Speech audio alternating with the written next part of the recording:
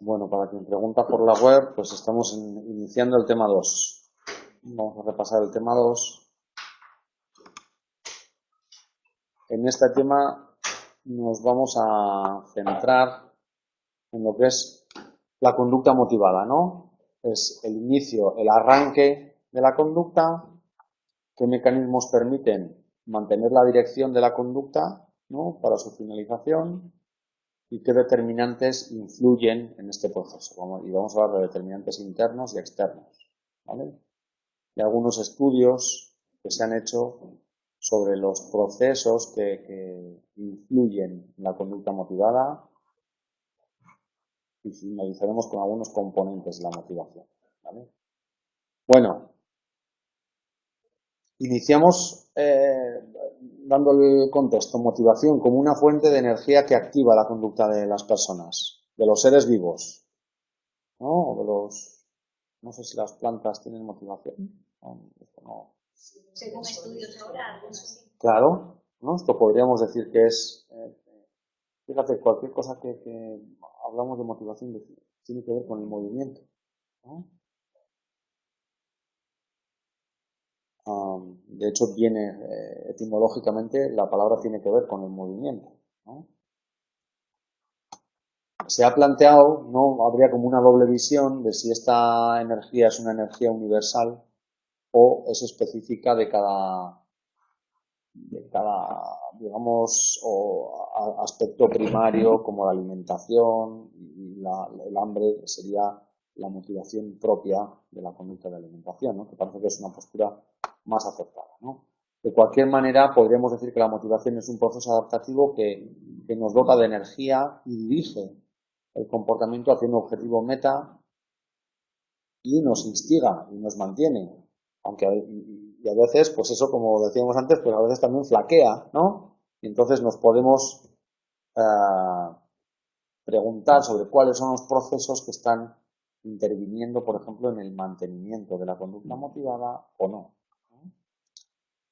Se trata, como podéis deducir, de un proceso que es dinámico, cambiante, que se modifica en función de las circunstancias internas, externas, ¿no?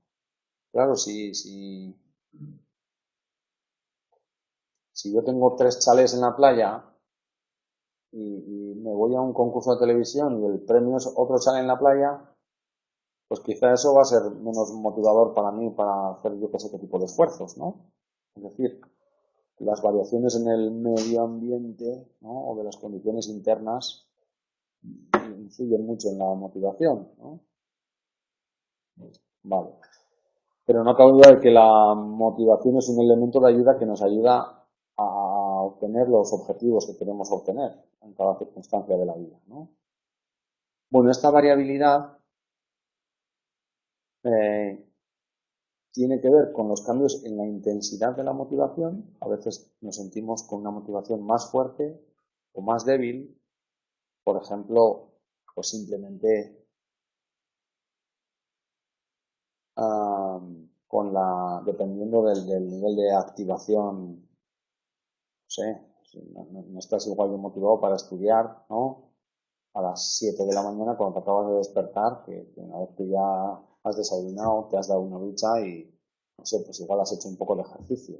El nivel de activación del cuerpo es diferente y esto no cabe duda de que influye también sobre cómo sentimos la motivación.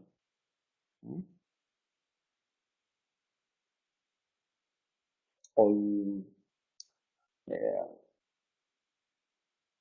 o de cómo nos influyen, por ejemplo, las sustancias que tomamos, ¿no?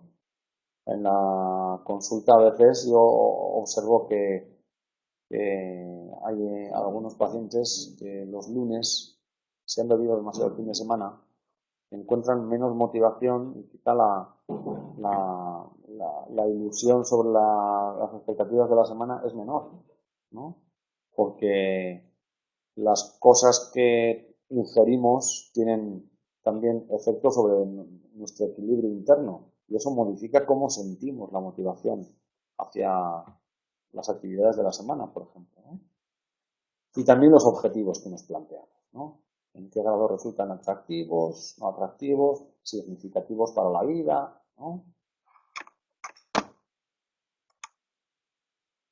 Bueno, si empezamos por el concepto de activación, sería como la propiedad que da energía a la motivación, ¿no? Lo que da ese empujón inicial. ¿Esto cómo se puede estudiar? Pues, por ejemplo, a través de observar cómo se comporta el sistema nervioso central, ¿no? A través de medidas de poner el electroencefalograma, ¿no?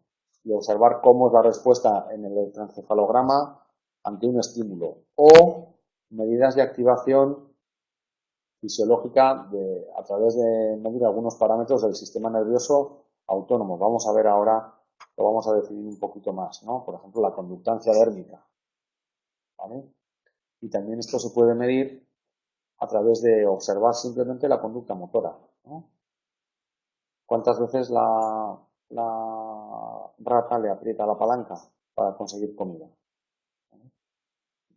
Bueno, parece que este concepto de activación está relacionado, ¿no? Muy relacionado con la activación del sistema nervioso autónomo. Fijaros que el sistema nervioso autónomo lo he puesto aquí esta es una diapositiva que intenta aclarar un poco dónde está el sistema nervioso autónomo. La descripción o la organización del sistema nervioso del ser humano es una descripción, una organización que tiene que ver con el lugar, con la morfología, ¿no? Entonces, el sistema nervioso central, cerebro, médula espinal, tiene que ver con que está un poco a lo largo de la línea media del cuerpo. Y más allá del sistema nervioso central encontramos el sistema nervioso periférico, ¿vale? ¿Por qué se le llama periférico? Pues porque se va hacia los lados, ¿vale? Tiene que ver con la inervación con recibir la información, la inervación de los músculos, ¿vale? Dentro de este sistema nervioso periférico está el sistema nervioso autónomo, ¿vale? Lo tenéis ahí. Está colgado, ¿eh? Y dentro de este sistema nervioso autónomo, digamos que hay como dos ramas de activación. Uno sería la activación del sistema nervioso simpático y otra sería la activación del sistema nervioso parasimpático. Ambos sistemas, simpático y parasimpático, actúan de manera complementaria. El sistema nervioso simpático se activa cuando estamos haciendo frente a una situación que necesita de energía, ¿no? El sistema nervioso parasimpático se activa cuando estamos en una situación que nos permite estar en reposo, ¿no? Tranquilos, ¿no? En un estado de calma, ¿vale? Bueno, observando indicadores de la activación de estos sistemas, pues también podemos hacer deducciones sobre cómo son los niveles de motivación de un sujeto hacia una conducta, ¿no? Esta activación es una activación que, según Kahneman, está cargando de energía al organismo para hacer algo, para ponerse. Cuando estamos en un estado de reposo, por ejemplo, no hay cambios fisiológicos significativos. Estamos hablando de cosas como la tasa cardíaca, ¿no? Cómo está el corazón, o la tensión muscular, o la conductancia dérmica, ¿vale?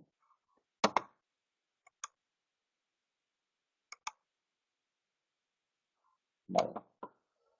¿Cuáles son los indicadores de esta activación de la motivación?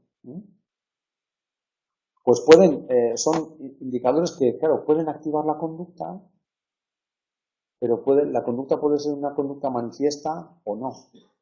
Por ejemplo, hay una activación muy importante que tiene que ver con una conducta motivada que tiene un carácter muy hereditario, que todos tenemos, ¿no? Que se observa muy bien en los documentales de la 2, cuando lo hagáis, no echar la siesta, y lo vemos entero, ¿no? Que es la primera reacción que tiene un mamífero cuando es detectado por un depredador. ¿Cuál es esa? Huir sería casi la segunda. ¿Y la primera? ¿La de? Eso es, ¿no? se quedan quietos, ¿no? Una de las cosas que detectan los depredadores y que detectan nuestros ojos es el movimiento, ¿no? Es una respuesta de defensa para la vida, para lo cual estamos altamente motivados, es la conducta de quedarte petrificado, congelado, paralizado, porque eso está dando unos márgenes más de supervivencia. Esto no es una activación de la conducta, realmente es una paralización de la conducta, pero no cabe duda de que estamos preorientados a estar muy motivados para hacer esa reacción, ¿no? ¿Alguna vez os ha pasado cuando alguien nos grita, por ejemplo, ¿no? Puede haber una reacción también más agresiva o basada en la ira en la que tú también te pones a gritar, pero a veces también pasa que dices, es que me quedé petrificado, ¿no? No sabía qué decir. Suelo tener la técnica de callarme, si se calla, cuando algo más me grito, si normalmente es una niña naturalizada, gran paliza, eso es.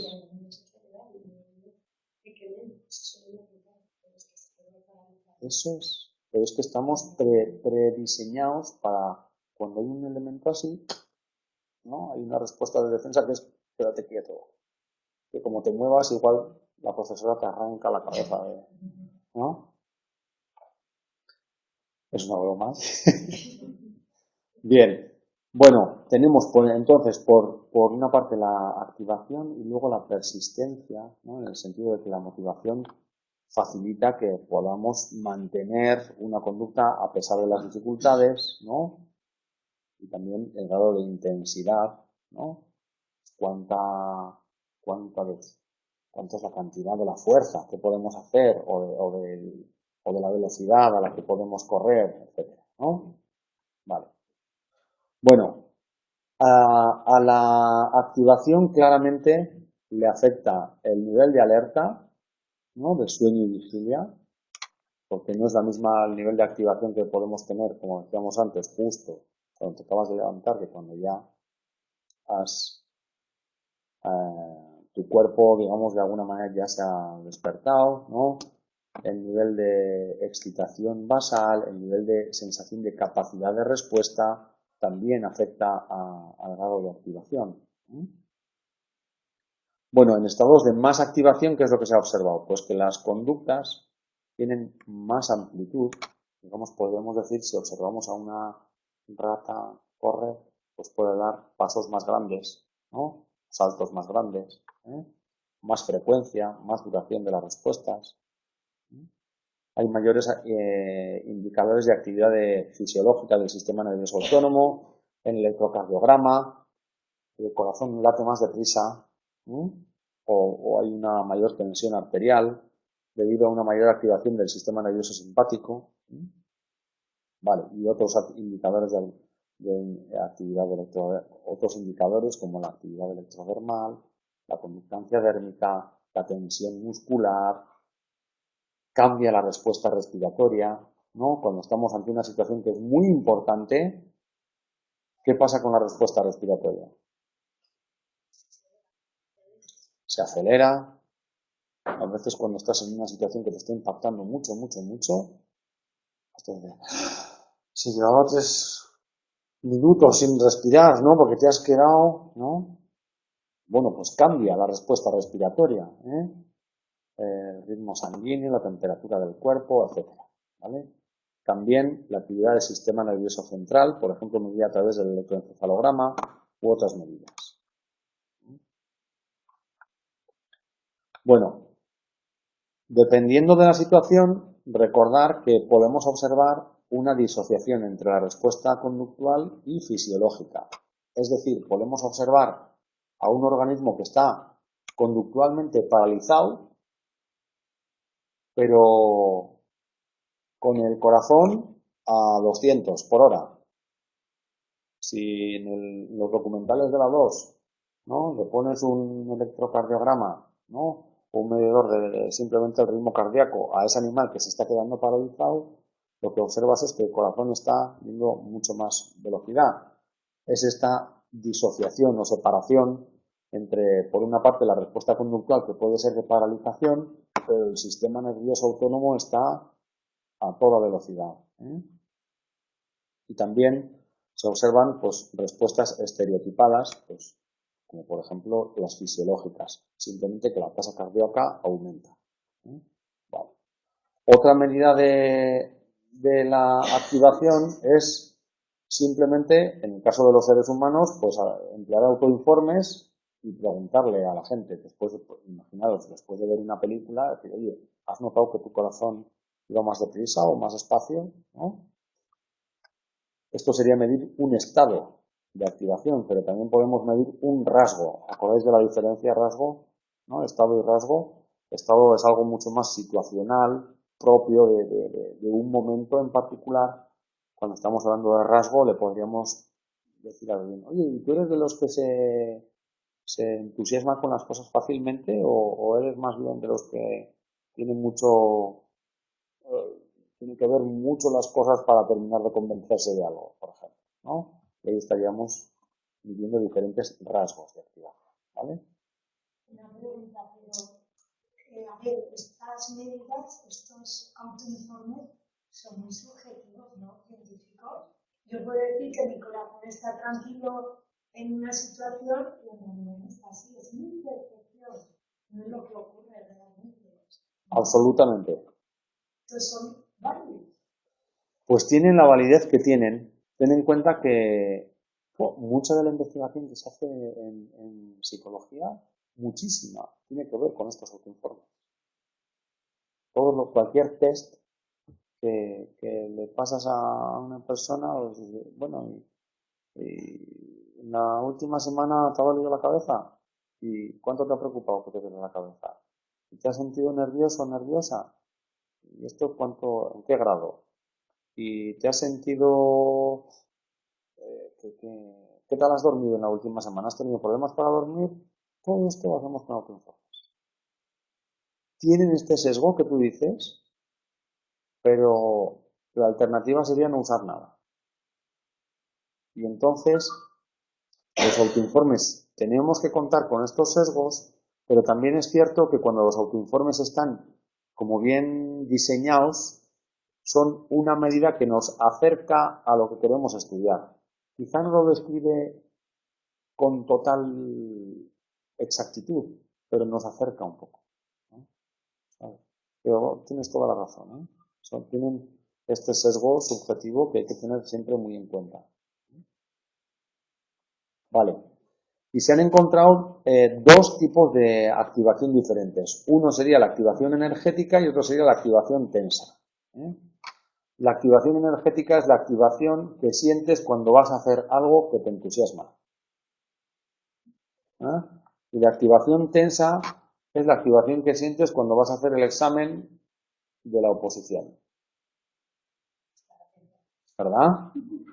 En el que te estás jugando, vamos, el futuro tuyo, de tu familia, de tus hijos, la hipoteca, y entonces pues vas con una activación muy importante, pero ya podemos diferenciar que se trata de una naturaleza subjetiva diferente, ¿no?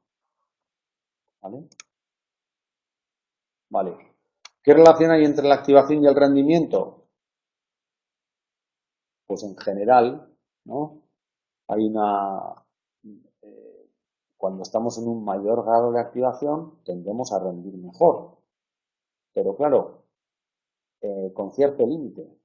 Porque si te pasas de activación, entonces estás demasiado disperso, demasiado atento a cualquier cosa, a tu atención le cuesta centrarse en lo que estás haciendo, ¿no? O si te pasas de activación, tienes tanto miedo, ¿no? Imaginaros, pues una escena típica podría ser la de un examen, ¿no? Para ir a hacer un examen y tener un buen resultado, todo el mundo, vamos, o la mayoría por lo menos, vamos un poquito nerviosos, ¿no? Y este estado de llevar un poquito de nervios permite que estés como un poco más despierto, más atento, más atenta y te permite, bueno, pues como que tu rendimiento exprimirlo al 100%, ¿no? Pero si te pasas, Entonces es más fácil que te quedes en blanco, que cometas errores, que no leas bien la pregunta, que no hayas interpretado bien el sentido de, ¿no? Y entonces tenemos ahí una relación entre la activación, ¿no? Que la tendréis aquí en la línea de abajo, ¿no? Esta sería la activación y aquí estaría el rendimiento, ¿no? ¿Cuándo sabemos que los índices de rendimiento son mejores? Pues con una activación que no es ni muy baja ni muy alta, por ahí, ¿no? Con una activación en estos niveles medios. Si tienes una activación muy baja, muy baja, muy baja, aquello te da tan igual que no le prestas atención, no estás dispuesto a esforzarte a trabajar por ello, ¿no? No estudias para el examen y entonces, pues, suspendes, ¿vale? Y tendríamos el rendimiento por aquí. Pero a veces nos pasa también que si la activación es muy grande, muy grande, muy grande, pues resulta que te quedas en blanco, ¿no? Algunas veces se os ha pasado y vas tan pasado de rosca que esa noche no has dormido, has tomado 7 cafés, ¿no? Y yo que sé qué más cosas que vas a ir al examen como una moto y resulta que también suspendes, ¿no? ¿Qué es lo más recomendable? Pues andar por ahí en niveles, digamos, intermedios de activación, ¿eh? Por eso se habla de la U invertida, ¿no? Entre activación y rendimiento, ¿vale?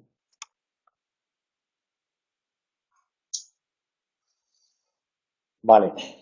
Se ha planteado, fijaros, que un nivel de alta activación es mejor para tareas fáciles. Es decir, por ejemplo, ¿no? Y que los puedes hacer a más velocidad. Pero cuando estamos trabajando con una tarea difícil y muy acelerado, ¿no? Entonces no facilita. Es mejor tomártelo con calma, ¿no? Leer el examen una vez, no empezar a hacer nada, ¿no? Que a veces uno de los errores que cometemos es empiezas a hacer ya desde el principio y dices, no, tómatelo con calma, léelo. Primero tómate una, una perspectiva global del examen antes de empezar a leer, que parece que los medios te dicen, venga, corre, ¿eh? Bueno. Bueno, por lo tanto, entonces la activación es uno de los componentes claves de la motivación, ¿eh? Y lo otro que vamos a ver ahora es el de la dirección de la conducta, que nos ayuda a entender los cambios de una actividad a otra. Bueno, realmente estos conceptos los vamos a ver separados, ¿no? Activación, dirección, pero luego es más una separación didáctica, ¿eh? Porque esto está tremendamente solapado una cosa y la otra, ¿no? Casi los conceptos de la dirección que vamos a ver ahora también los podremos aplicar a la activación, ¿eh? Pero sí podemos también diferenciar que no es lo mismo arrancar una conducta que luego mantener una dirección a lo largo del tiempo, ¿no? Bueno, el concepto de dirección está más guiado por los objetivos y las metas que dirigen la activación. Por ejemplo, puede ser comer en estado de hambre, o descansar en estado de agotamiento, o huir de un estímulo que nos causa miedo. Claro, la variable de dirección es mucho más relevante cuando el sujeto tiene varias posibilidades de elección, ¿no? Porque esto nos permite conocer cuáles son los valores del sujeto. Si tenemos mucho hambre, todos, ¿no? Pero solo tienes pan para comer, pues ¿qué vas a comer? Pan. Pero si tienes mucho hambre, si tienes pan, fruta, chope, croissants y huevos con chistorra, ¿no? Pues la dirección de la conducta te va a informar de cuáles son los valores, a partir de aquí se pueden establecer, ¿no? Deducciones que nos hacen, que nos permiten acercarnos a las variables de dirección de la motivación de cada sujeto. Y es una dirección que puede evolucionar a lo largo de la vida. ¿Por qué? Pues porque los valores también van cambiando, las necesidades van cambiando, ¿no? ejemplo, también en la página 63 como ejemplo, que primero un estudiante que está en astrología conmigo puede ir con sus alumnos, entonces la dirección siempre primero va digamos, a las necesidades primarias, a cubrirlas, y luego ya la dirección se centra en las primarias. O sea, aunque tú estés deseando estudiar desde las más Eso es, eso es. Lo que pasa es que luego la dirección puede estar afectada por muchas cosas, ¿no? Por ejemplo, como decíamos antes, cuáles son los valores. Quizá puede haber situaciones que estoy ya pues imaginando, ¿no? En las que si te vas a comer pero te encuentras con otra persona en el camino y resulta que retrasas el momento de comer porque te has encontrado con alguien muy interesante, ¿no? No sé. O sí, o empiezas a estudiar, fíjate cómo nos afectan las distracciones, ¿no? Ay, que me llega un WhatsApp.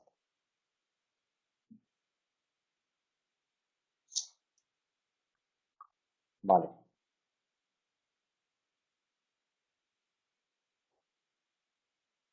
Bueno, las variables de la dirección. ¿Qué variables influyen sobre la dirección de la conducta motivada? Pues las expectativas de logro del objetivo, claro que sí, ¿no? ¿En qué grado yo me siento capaz? Este es un aspecto muy cognitivo, ¿no? De las cosas que uno se dice a sí mismo sobre el grado de capacidad de conseguir aquello que uno quiere conseguir, ¿no? Claro. Sí. Quizá tú te puedes decir a ti mismo que eres muy patoso, ¿no? Y claro, como has tenido experiencias difíciles a lo largo de la vida con las cosas motoras, luego resulta que te tienes que sacar el carnet de conducir y ya se te despiertan todos los fantasmas del mundo mundial, ¿no? Y tienes una expectativa de logro muy difícil, ¿no? Muy baja. Y puede ser absolutamente habitual que puedas suspender el tráfico una vez, dos veces, pero si coincide que suspendes dos veces y además tienes esta baja expectativa de logro, esto puede cambiar la dirección de la motivación y que digas, se acabó, yo ya no lo paso más mal, ¿no? ¿Vale? O el grado de atractivo del objetivo, ¿no? Pues claro, si tú no sientes que sacar el carnet de conducir quizá puede ser algo accesorio, ¿no? Pues porque para las necesidades que tienes cotidianamente no es imprescindible. Y además, pues mira, tienes 18 años y ese verano justo acabas de tener tu primer trabajo y tienes un dinerico y dices, joder, pues ¿para qué me lo voy a gastar yo en el carnet de conducir si prefiero gastármelo en otras cosas porque esto no es imprescindible para mí, ¿no? No es muy atractivo el objetivo. Pero si justo te van a dar un trabajo en el que te piden el carnet de conducir y ese trabajo es muy interesante para ti, ¿no? El grado en el que ese objetivo direcciona tu motivación, ¿vale? Eso. Bueno, ¿qué determinantes afectan a la motivación? Pues tenemos determinantes internos. Claramente, nuestro organismo está determinado, ¿no?, a priorizar algunas conductas que son relevantes para la supervivencia, ¿no? Y el otro día hablábamos de conductas de alimentación, ¿no? Genéticamente estamos programados para que si en el momento tienes ganas de dormir y hace 2 días que has dormido, tus sistemas de la motivación no te van a funcionar para nada más que para dormir, ¿no? Y después de que hayas dormido y después de que hayas satisfecho esa necesidad, entonces ya puedes pensar en otras cosas, ¿no? Podríamos hablar también de la alimentación. Quizá en el caso del ser humano la conducta sexual está un poquito más culturizada, ¿no? No vamos por ahí, por la calle, ahí copulando con el primero que aparece, por lo menos en la mayoría de los casos, ¿eh? ¿Vale?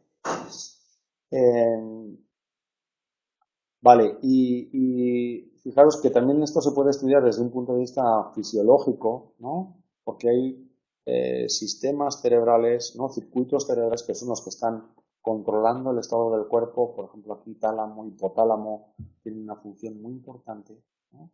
A la hora de decir, oye, aquí nos falta algo de azúcar, ¿no?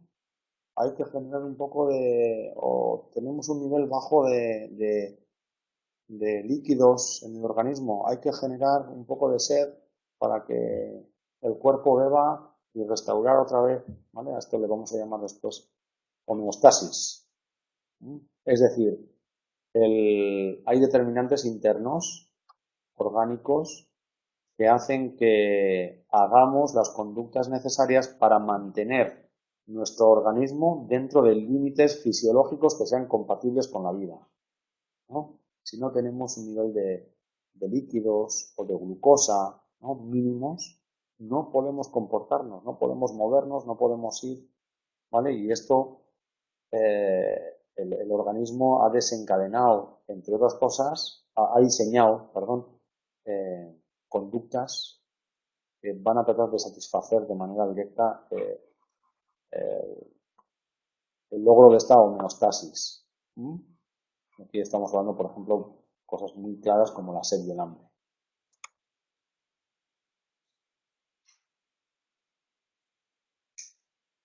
Vale. Desde otro punto de vista, también en un desarrollo más o menos, ¿no? Dentro de esos límites amplios que podemos decir que es la normalidad, ¿no? Todas las personas estamos orientados hacia desarrollar un cierto potencial, ¿no? Hacia desarrollarnos en los planos físico, ¿no? Pues en algún momento pues, puede haber personas que desarrollen esto más pues con la motivación hacia el deporte, ¿no? O en un plano psicológico, con la motivación hacia la educación, ¿no? O en un plano emocional, quizá en algún momento motivación hacia pues aceptarnos mejor, o regularnos mejor, o comportarnos mejor, ¿no? Siempre hay también un cierto deseo de hacer algo mejor de nosotros mismos, ¿no? Y esto lo han leído bien pues las escuelas de la psicología humanista, ¿no?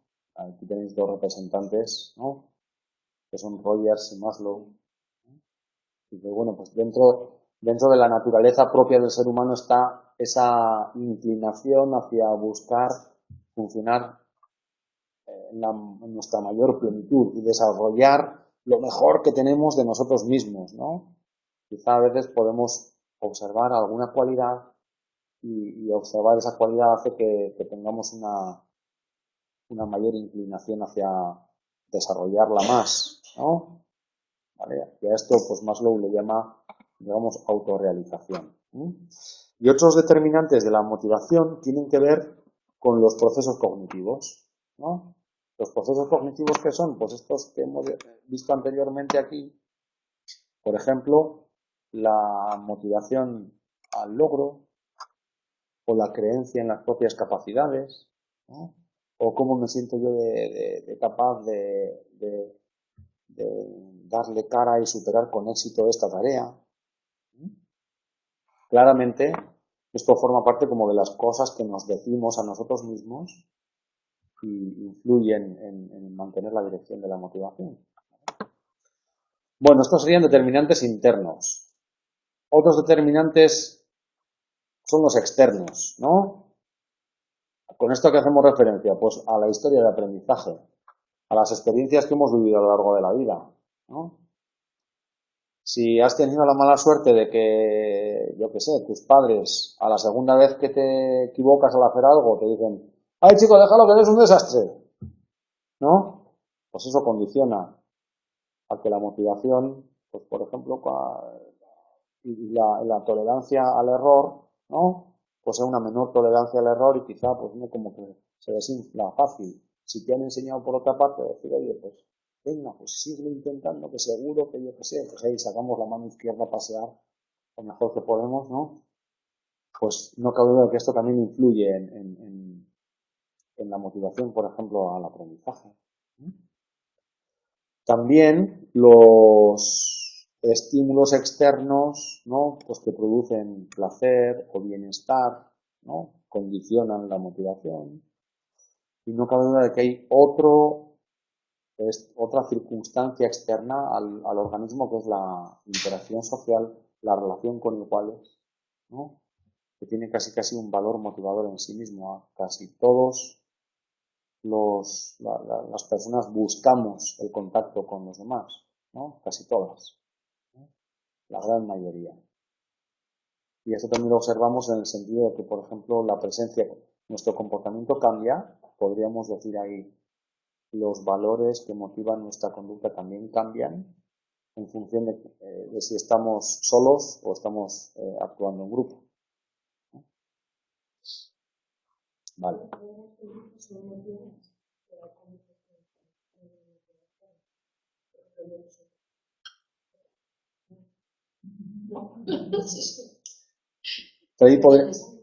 Ahí podríamos hablar, ¿sabes? Quizá de determinantes más biológicos, ¿no? Claro, diríamos, dando por válido esto que dices, que quizá la biología ha decidido por ti, ¿no? Motivar una serie de facilidad para las respuestas, ¿no? O quizá, ¿no? una mayor latencia, ¿no? Una menor latencia antes de responder. Bueno, son lo que nos diferencia, ¿no? Biológicamente. Bueno, ¿cómo podríamos leer el proceso de la conducta motivada? Es que decir esto es tanto como decir cómo tomamos decisiones, cómo hacemos las acciones, ¿no? Cómo afrontamos los problemas, ¿vale? Pues vamos a ver cómo las propuestas de varios autores, ¿no? Todas son bastante similares. Cada autor puede darle un poquito como su enfoque diferente. Reeve plantea, claro, pues cuando decidimos afrontar una conducta, ¿no? Pues primero anticipamos algo, esperamos satisfacer un motivo. Pues no sé, cuando os planteéis venir hoy aquí a la tarde tiene que ver con un motivo, que es que quiero pensar, que pensáis que asistir a estas cosas puede facilitar que aprobéis la asignatura, y que aprobar la asignatura tiene un sentido dentro de un recorrido que cada uno se ha hecho en su mente, ¿no? Y luego, pues la conducta se activa por el estímulo, y luego hay una retroalimentación de la propia experiencia que tienes, ¿no? Es decir, bueno, pues ¿qué tal me desempeño yo al hacer esta conducta? Necesito modificar esto, ¿no? ¿Qué tal hago las clases cuando aprendo a conducir en el coche, ¿no? La propia experiencia te va dando retroalimentación, pues muchas veces se me olvida mirar por los retrovisores, tengo que mirar más. Yo vengo a clase porque me ayuda a preparar. Saco las dudas, llego con dudas, saco sin dudas. Eso es. Por ejemplo, o vengo a clase y resulta que me encuentro con un cistro de profesor que no me sirve para nada, ¿no? ¿Sabes? Pues entonces, claro, pero esa es la retroalimentación que te da, ¿no?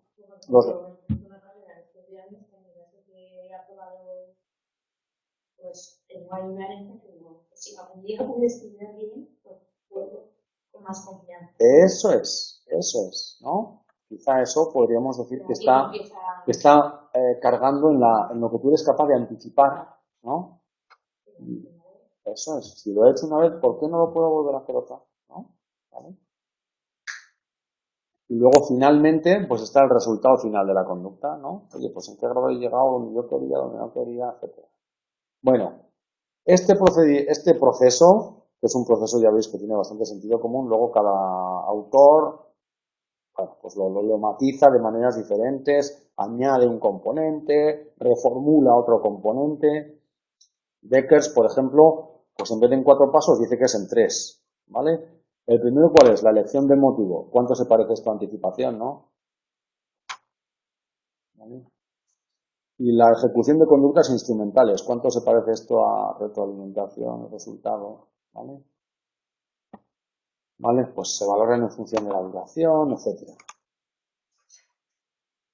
Y luego Becker sigue diciendo cuando cargue. ¿Vale? Y luego, pues la conducta consumatoria, ¿no? ¿Cuánto se parece esto a la número 4 de antes? ¿Vale? Otro modelo, el de Fernández Abascal, 4 componentes. Lo tenéis ahí en la página 86. Primero, la intención de hacer una conducta. Fijaros, este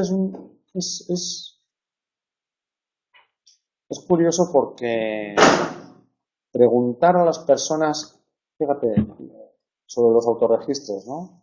Sobre las intenciones, parece que es realmente un buen predictor de la conducta. Yo conozco algunos datos simplemente de predicción de la conducta de fumar, ¿no? No tenemos que preguntar a los adolescentes, ¿tú crees que el año que viene vas a fumar? Y eso se relaciona muchísimo con lo que hacen al año que viene, ¿no? Luego hay una relación entre las intenciones que tenemos y después lo que somos capaces y lo que terminamos por efectuar, ¿no? Vale. En estas intenciones hay desde las normas subjetivas, influyen las normas subjetivas, es decir, las normas sociales que nos rodean, ¿no? Claro, pues hoy es extraño que alguien no cumpla con la norma subjetiva, extraño, igual no es extraño la palabra, pero minoritario, de no sacarse el carnet de conducir, ¿no? Parece que es como una norma, que tienes que hacer, ¿no? ¿Cómo? Sí, sí, pero sin embargo, pues no todo el mundo lo hace, no todo el mundo se rige por esta norma subjetiva, pero sí hay como una, ¿no? Una norma que te dice, te lo tienes que sacar, seguro, ¿no? Es necesario, ¿vale? Y luego hay también pues un control voluntario, es decir, aquí cada autor va poniendo, digamos, como su propio modelo, pero sigue más o menos, pues ya ves, primero la intención, después la activación, después la dirección de la conducta y después la retroalimentación, ¿vale? Vale. Aquí Fernández Abascal vuelve a recoger lo que hemos hablado antes de determinantes internos y externos de la dirección de la conducta motivada. Bueno, al menos lo mismo. 2 procesos, en vez de 4 pasos, 2. Pero seguro que esos 2, pues están, luego los divide en más pasitos, ¿eh? La toma de decisiones y la elección del objetivo. Y después valorar el resultado, ¿no? Verificar la congruencia entre, joder, pues yo esperaba que estas clases me ayudaran mucho y las preguntas y en qué grado eso encaja con el resultado que estoy obteniendo realmente, ¿vale? Pues lo que hacemos es controlar, verificar, atribuir causas, ¿no? Pues en qué grado, no sé, normalmente solemos atribuir más causas internas a los éxitos, ¿no? Y más causas externas a los fracasos, ¿no? Así nos protegemos un poco más la autoestima, pero hay que ser también un poquito autocrítico con esto, porque si no, de protegerse la autoestima o de engañarse ahí como un pasito, ¿no? Que es muy delicado, ¿eh? ¿Vale? Y bueno, y también puedes generalizar de estos resultados a objetivos futuros. Si lo hice una vez, ¿por qué no lo voy a poder volver a hacer? ¿No? Bueno, así que estas decisiones, las elecciones que hacemos, el control que establecemos, están influidos por la activación y por la dirección de la conducta, ¿eh? Esto es, pues, estamos hablando de la conducta motivada, ¿eh? Y finalmente, si os fijáis, claro, estudiar una carrera en el mundo occidental ya no tiene que ver con que hoy a la mañana estés vivo o muerto, o mañana por la mañana estés vivo o muerto, ¿no? Pero probablemente tu mente, tu cerebro está calibrando, quizá no el hecho binario de estar vivo o muerto, pero sí la calidad de esa supervivencia, ¿no? Y eso está íntimamente unido a lo que es la motivación, porque podríamos definir ese sistema o ese proceso que trata de asegurar primero la supervivencia y segundo, la calidad de la supervivencia, ¿no?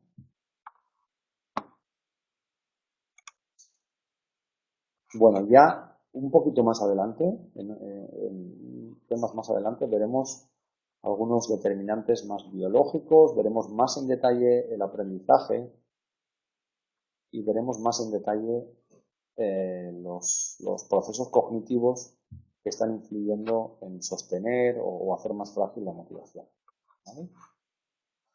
Bueno, pues hasta aquí por hoy.